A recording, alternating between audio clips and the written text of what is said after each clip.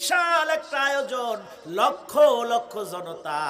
ওই যে দেখছেন না আজহারি সাহেবের মাহফিল কক্সবাজার পেকুয়াতে, কথা কয় না, মোটামুটি 1000 খানেক লোক তো হয়েছিল নাকি?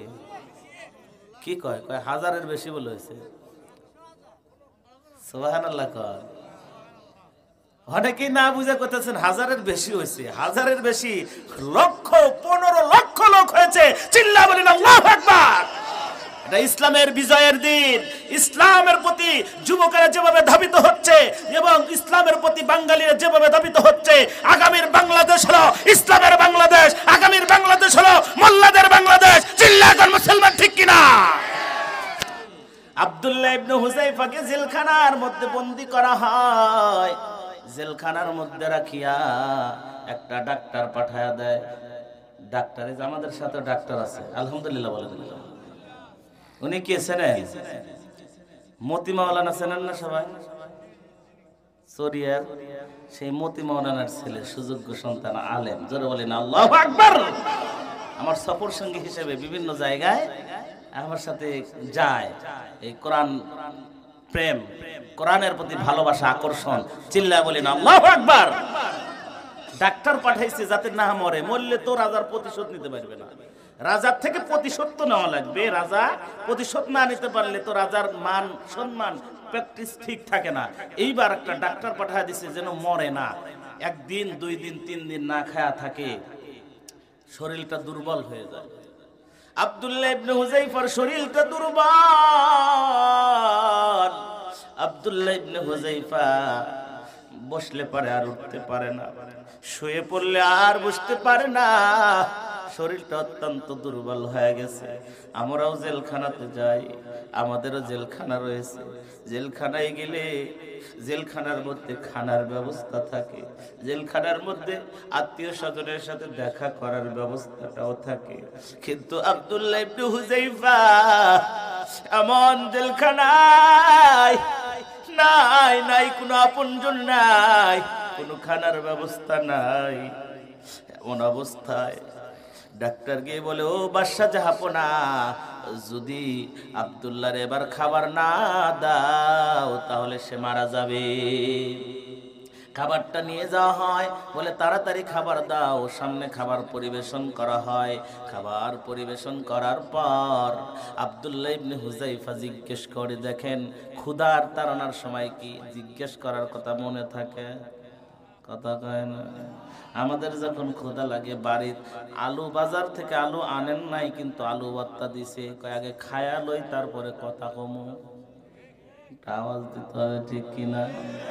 আব্দুল্লাহ ইবনে হুযায়ফা না না না, যখন কোন খানা খাইতে বলবা তাহকিক করে নিবা এটা হালাল নাকি হারাম। চিল্লা কোন, ঠিক কিনা? আব্দুল্লাহ ইবনে হুযায়ফা এবার ডাক দিয়া বলতেছে, ও ডাক্তার, এই খানাটা হালাল নাকি হারাম? কিসের খানা? ডাক দিয়ে বলে, এই খানাটা হলো শুকুরের মাংস আর মদ মিশানো পানি, সাথে সাথে ঢেল মেরে ছুঁড়ে ফেলে দিয়েছি। আল্লাহু আকবার।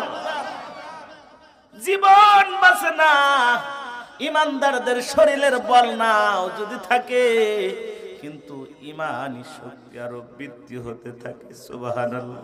সারা দুনিয়ার সব বুদ্ধিজীবীদেরকে একটা ডায়লগ দিয়ে সরায়া দিলাম, এক ডায়লগ দিতে দিতে তাদেরকে বিদায় করে দিলাম।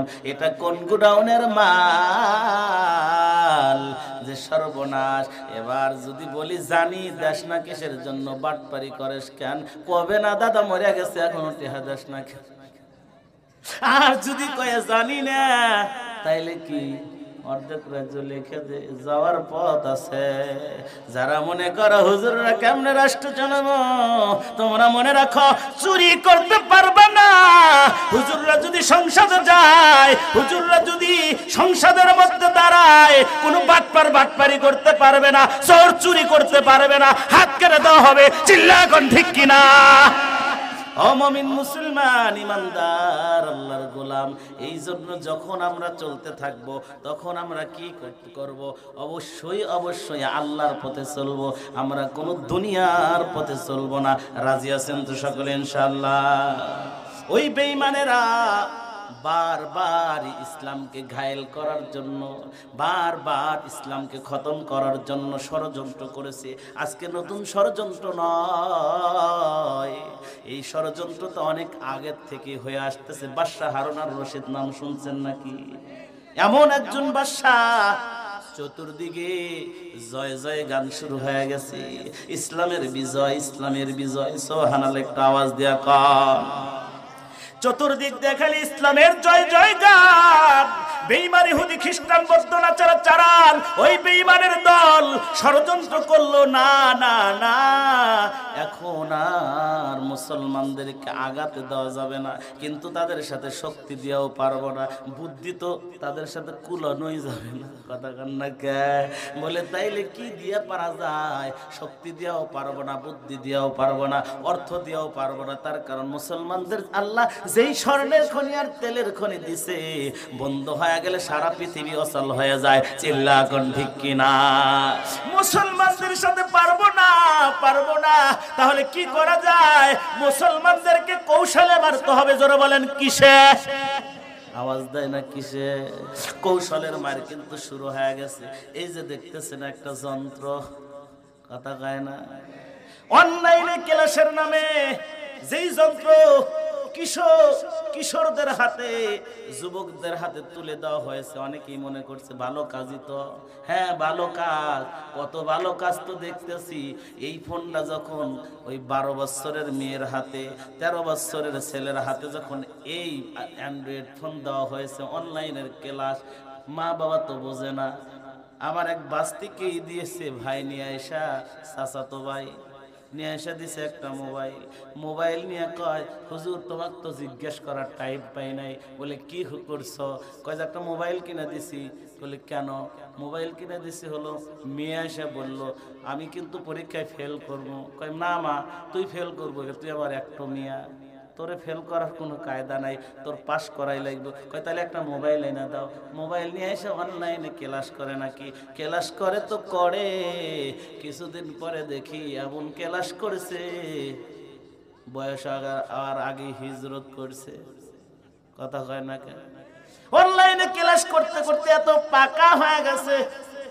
এই সমস্ত ছেলে মেয়েরা রাত 12টার পরও কম্বল মরে দিয়া ইয়ারফোন কানের মধ্যে ঢুকায়া চ্যাটিং করতে থাকে। মাঝে মধ্যে যা ধরি, কয় যে এই তো একটা মেসেজ আসিল, মেসেজটা খালি দেখলাম।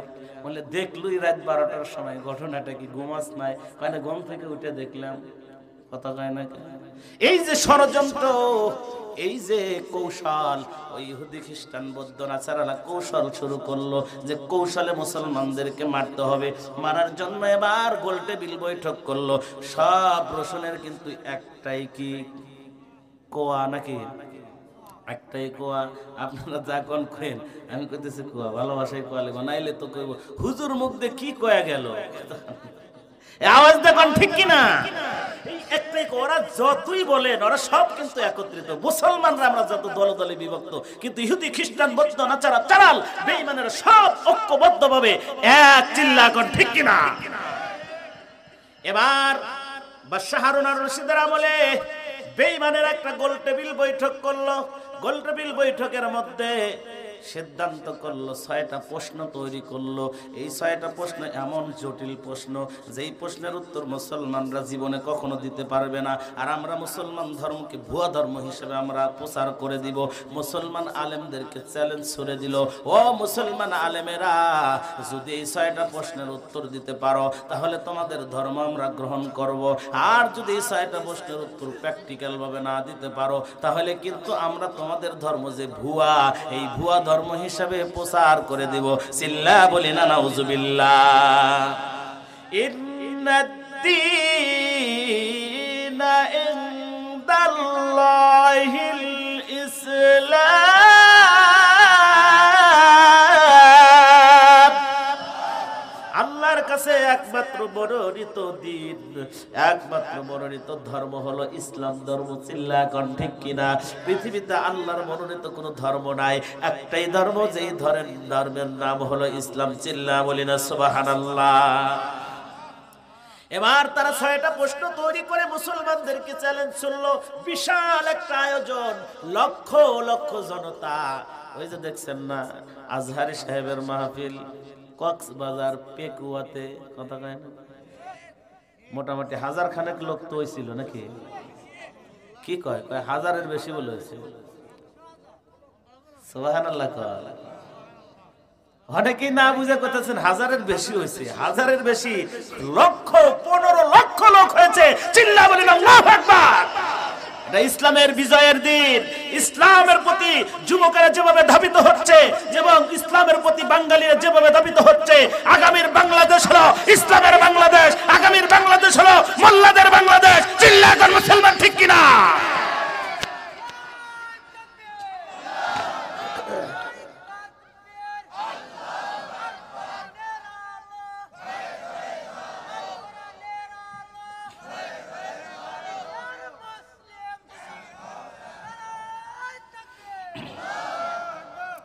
সমস্ত আলেমেরা, লক্ষ লক্ষ জনতা, সব জনতাদের মাঝখানে সভাপতির আসনে ওই খ্রিস্টানের সভাপতির আসনে বসিয়া প্রশ্ন করে, ও আলেমেরা, তোমাদেরকে 6টা প্রশ্ন করব। 1 নম্বর প্রশ্ন, সবগুলো প্র্যাকটিক্যাল দেখাতে হবে। 1 নম্বর প্রশ্ন, আল্লাহ এই মুহূর্তে কি করতেছে দেখান লাগবে। শুধু বলবে এটা করতেছে, না দেখাইলে হবে না, দেখান লাগবে। আচ্ছা বলেন তো, আল্লাহ এই মুহূর্তে কি করতেছে সেটা কি দেখা যায়? 2 নম্বর, ডাকতে বলে, তোমরা বলো আল্লাহ আছে। আল্লাহ কোন জায়গায় আছে সেটা দেখান লাগবে, শুধু বললে হবে না। 4th আসমানে আছে অথবা কলবের মধ্যে আছে, সব জায়গায় আছে, এটা বললে চলবো না, দেখান লাগবো। আমরা না দেখে কিছু বিশ্বাস করি না, সেটা হলো আমাদের কথা। এই কথা যখন খ্রিস্টানের সভাপতি বলল দেখান লাগবো। 3 নম্বর প্রশ্ন, তোমার আল্লাহ যদি থেকে থাকে কোন দিকে তাকায় রয়েছে, কার দিকে তাকায় রয়েছে, এত মানুষের দিকে তাকায় কেমনে? এই 3 নম্বর প্রশ্ন। আর 4 নম্বর প্রশ্ন, তোমার আল্লাহর চেহারাটা কেমন, একটু দেখা দেওয়া লাগবে আমাদেরকে। আমাদের দেবতাকে তো আমরা দেখতে পাই, আমাদের খোদাকে আমরা দেখি, কিন্তু তোমাদের আল্লাহকে দেখান লাগবো। এই কথা যখন বললে 5 নম্বর প্রশ্ন, তোমরা বলো তোমার আল্লাহ আছে। আল্লাহর আগে কে ছিল সেটা দেখাইতে হবে। আচ্ছা বলেন তো, এইটা কি প্রশ্নের সাইজ? 6 নম্বর প্রশ্ন, তোমরা বলো তোমাদের নবী নাকি আল্লাহর বাড়িতে বেড়াইতে গেছে, কোন দরজা দিয়ে আল্লাহর বাড়ি ঢুকছে?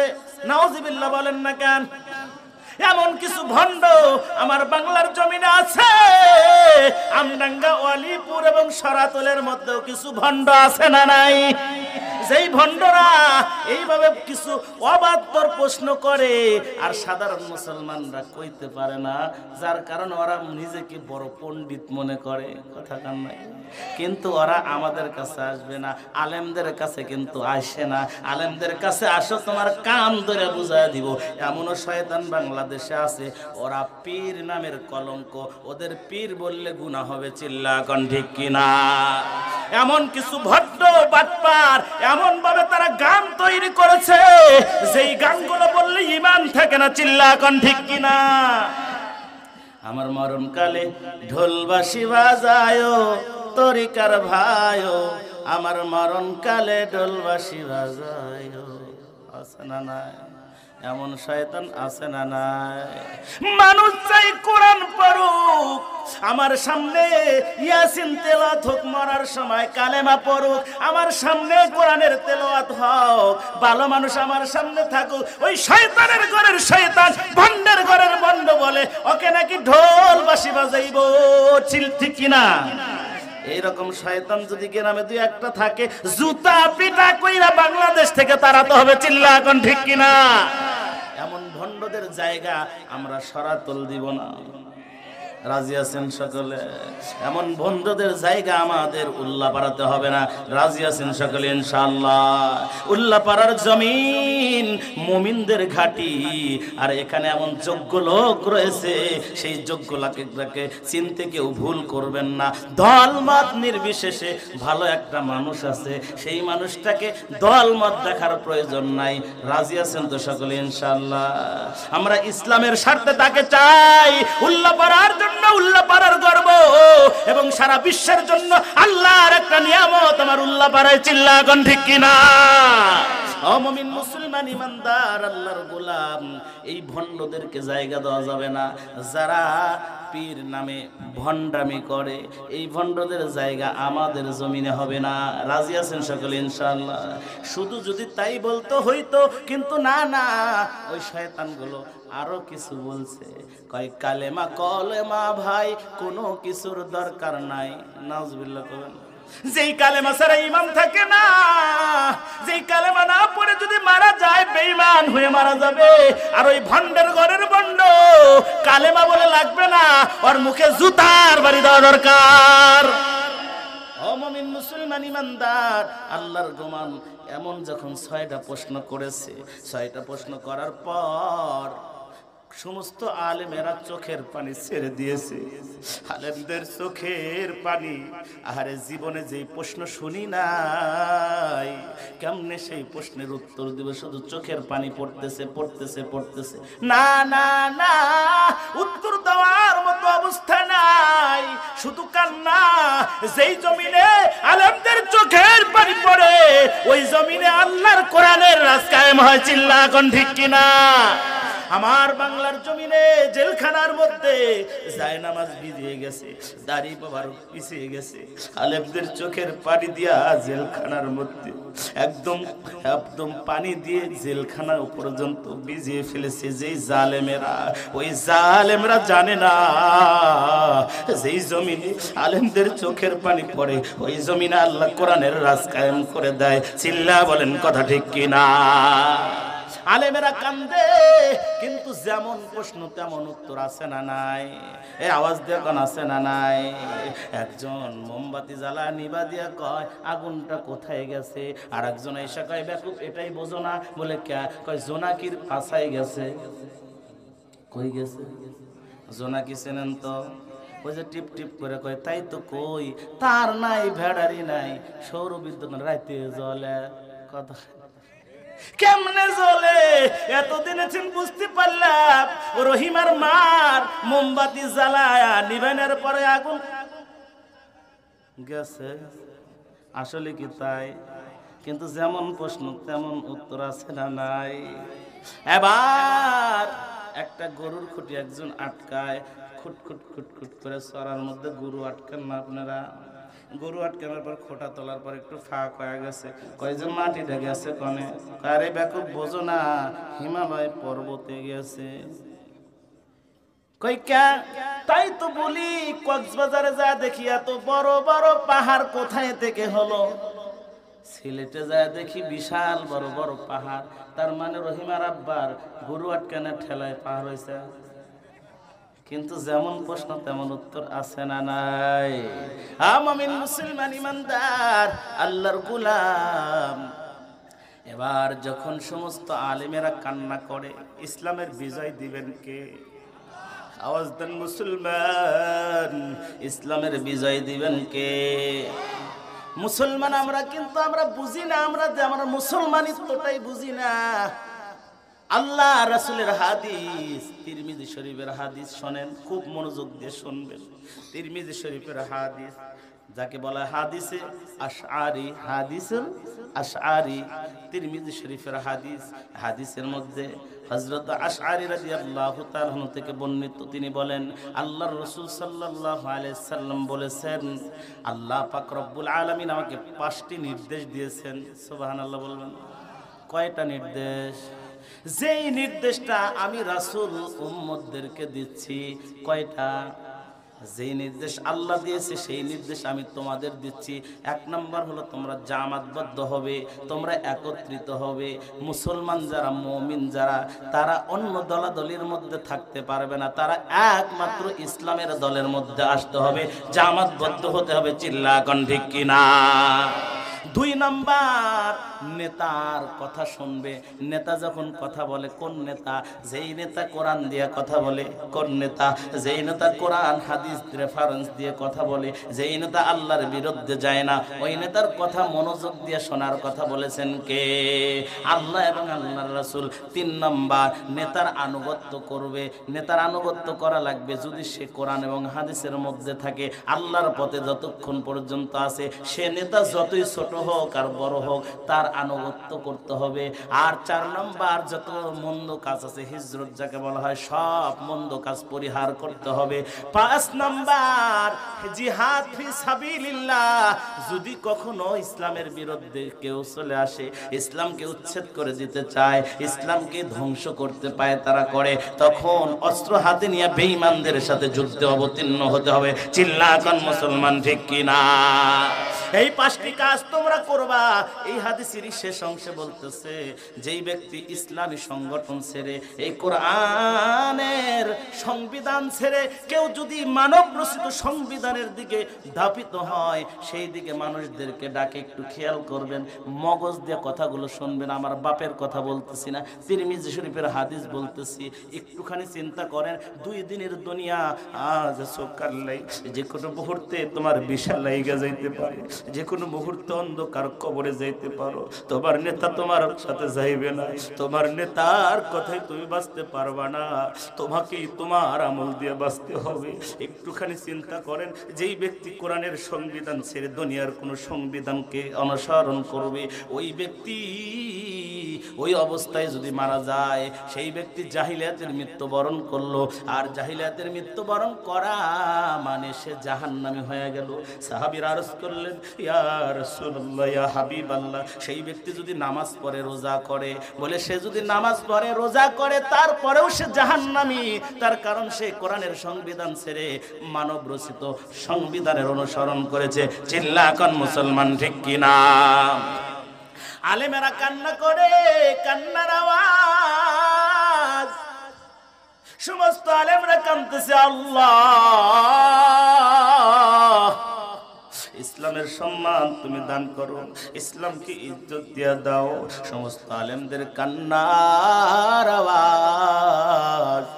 আল্লাহ আলেমদের দোয়াকে কবুল করে নিয়েছে, চোখের পানিকে আল্লাহ কবুল করে নিয়েছে। একটা আওয়াজ দিয়ে বলি না সুবহানাল্লাহ।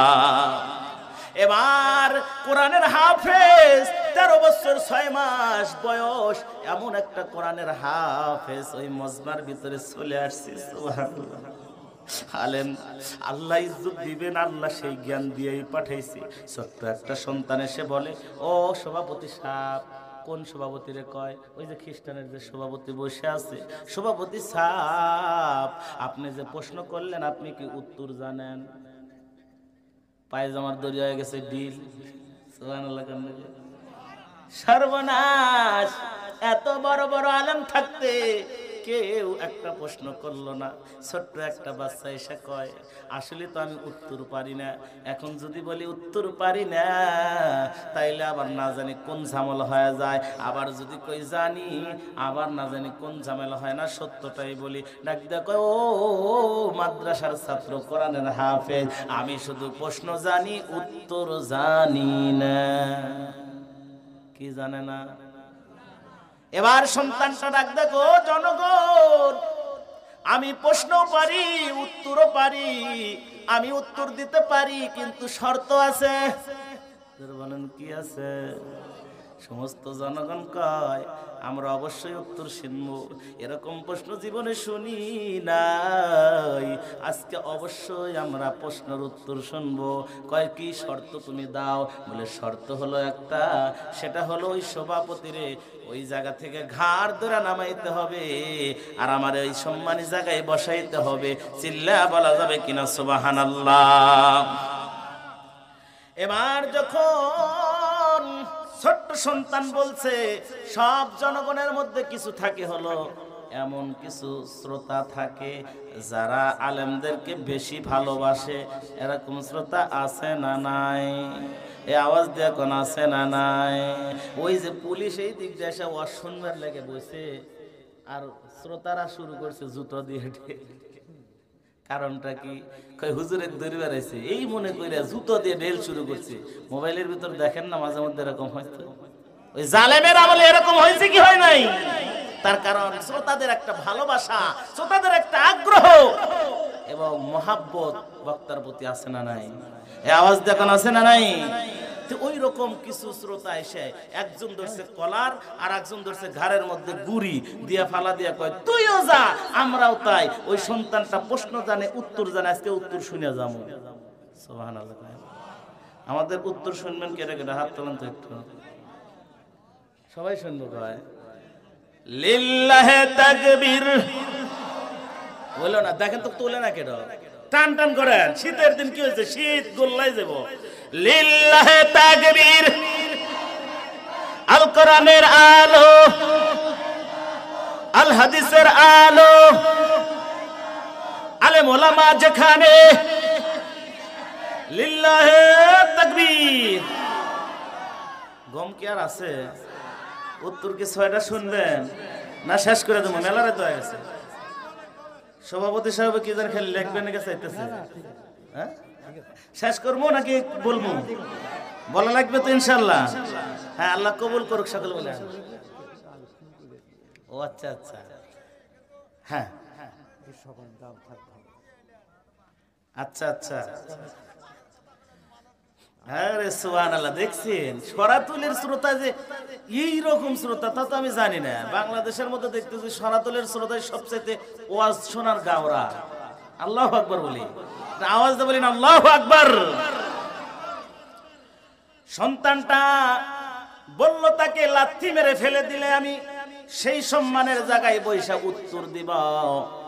এবার কিছু শ্রোতা এসে একজন কলার ধরছে আর একজন গাড়ের মধ্যে গুড়ি দিয়ে ফালা দিছে, কই তুইও যা আমরাও তাই। ওই সন্তানটারে বসায় দিছে। এবার সন্তানটা বসছে সুন্দর কইরা, বৈশা ডাক দিয়া কয় ইহুদির দল, ও খ্রিস্টানের দল, ও নাসারার দল, ও বেঈমানের দল, তাকায় দেখ তাকায় দেখ। তোরা বলছিলি এই মাত্র আমার আল্লাহ কি করতেছে, এখন কি করতেছে? এই মাত্র আমার আল্লাহ সম্মানিত খ্রিস্টানের সভাপতির গাড়ে গুড়ি দিয়া নিচে নামায়া দিল। আর তার যারা কেউ চেনে না, 13 বছর 6 মাসের একটা কোরআনের হাফেজকে আল্লাহ সম্মান দিয়া সম্মানের আসনে বসায়া দিল। চিল্লা বলি না সুবহানাল্লাহ। কয় প্র্যাকটিক্যাল চাইছোস, প্র্যাকটিক্যাল পাইছোস, কথা কন ঠিক কিনা? ডাক দে কয় আয়, দুইজন এদিকে আয়। দুইজন আসছে, আসার পর সমানে ঘুষি শুরু করছে।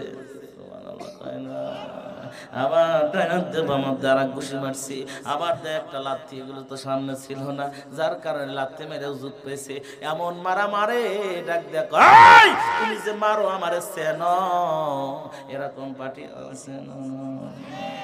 কয় যে চেনো আমারে, কি পরিচয়টা দেয়? কয় আমারে চেনো। কিছু কিছু সময় পরিচয় দিলে গুড়ি বেড়ে যায়, কথা বল না কে? পরিচয় দিলে গুড়ি কমে না বাড়ে? ওই যে ফখরুদ্দিনের আমলে বগুড়াতে ছিলাম, মসজিদে ইমামতি করি ফখরুদ্দিনের আমলের সময়।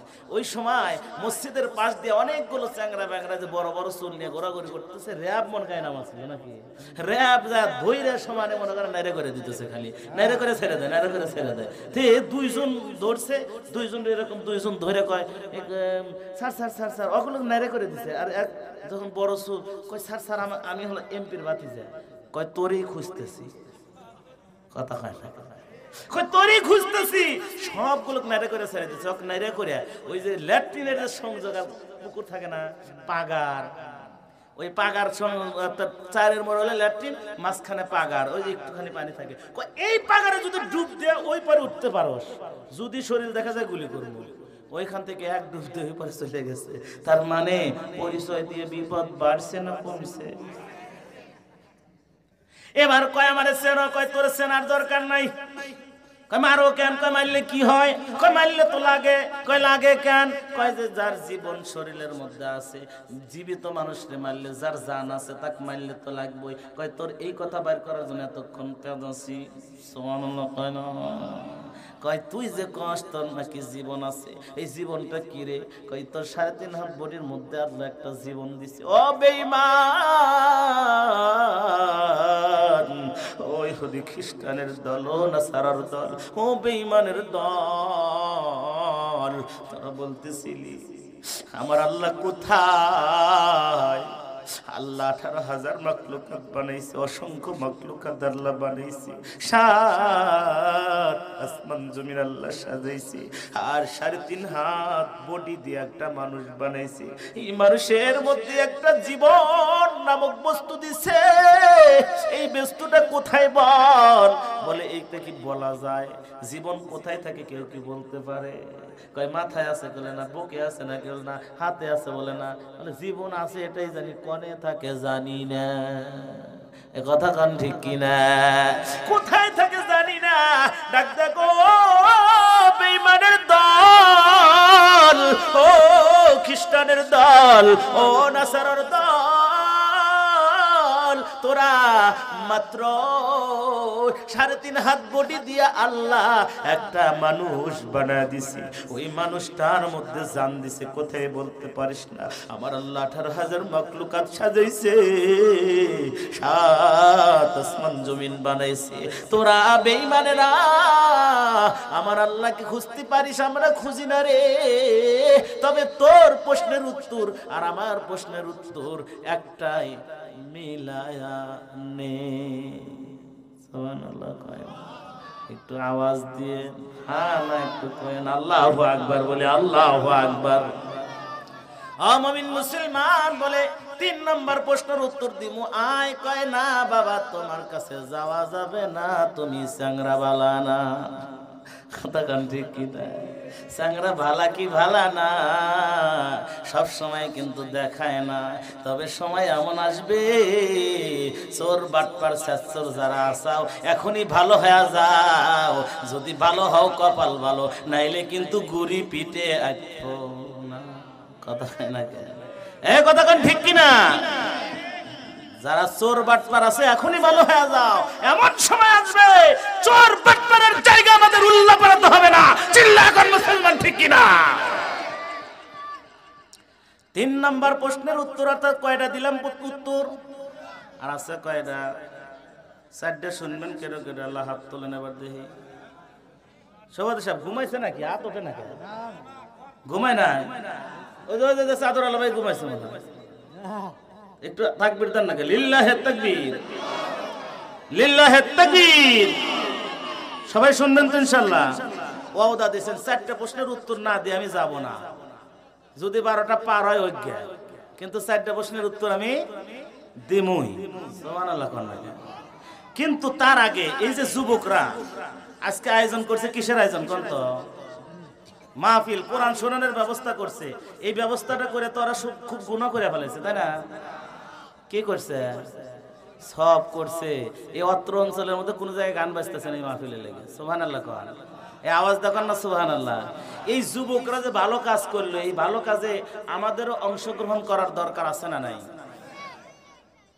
এই ময়দানের মধ্যে মা বাপ নাই কার কার? একটু হাত তোলেন তো দেখবো। টাকা চাইতেছি না, তাহলে হাত তোলেন। আব্বা অথবা মা নাই, অথবা 2জনই নেই, অথবা 1জন নাই। দেখছেন বেশিরভাগ মানুষই ইয়াতীম। হাত নামান। এই মা বাবা আমাদের জন্য কত কষ্ট করছে না? একটুখানি চিন্তা করেন। আজ থেকে 30 বছর আগে চলে যান। 30 বছর আগে সব ঘরে কি খানা ছিল? এ কথা কয় না কেন? মা 2-1টা বাড়িতে থাকতো, মা বাপ যা চাকরানি করে খাইছে। এরকম ফ্যামিলি নাই? এরকম সন্তান এখানে নাই? ওখান থেকে কিছু খানা দিলে নিজে না খায় সন্তানরে খাওয়াইছে। মেয়েদেরকে একটা আমল দিয়ে যাবো, যেহেতু মেয়ে মানুষ আমল করার পটু পুরুষের চাইতে। কথা কন না কেন? কয় যে আমরা রোজা একটাও নফল ছাড়ি না, শুধু নামাজ পড়ি না। কথা কন, এই আওয়াজ দেখুন ঠিক কিনা?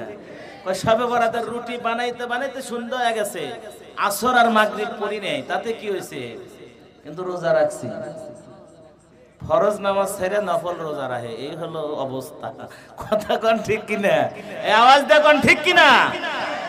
মা বোনদের জন্য কিছু বলা অত্যন্ত জরুরি। তার কারণে এই মাহফিল আপনাদের চেয়ে নাকি বেশি হয়েছে মা বোন।